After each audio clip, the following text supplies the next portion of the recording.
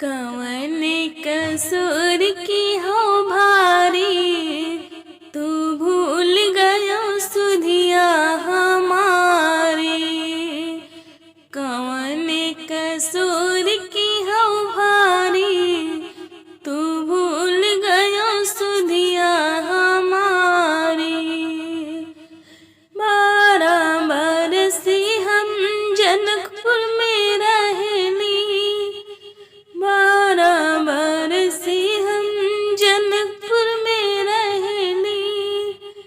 कैली तपस्या भारी, तू भूल गयो सुधिया हमारी।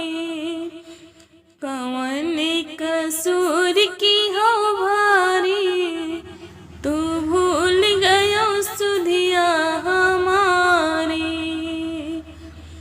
12 बरसी हम अवधपुर में रहेली, 12 बरसी हम अवधपुर में रहेली।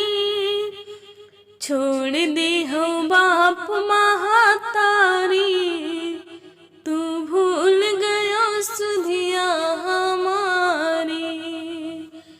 कवन कसूर की हो भारी, तू भूल गयो सुधिया हमारी।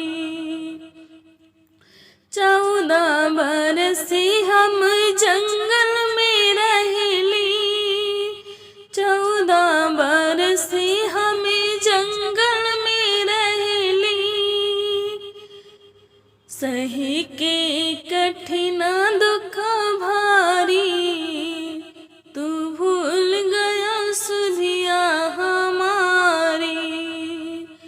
कवन कसूर की हो भारी, तू भूल गयो सुधिया हमारी। तुलसीदास आसी रघुबर की, तुलसीदास आसी रघुवर की। चरणन की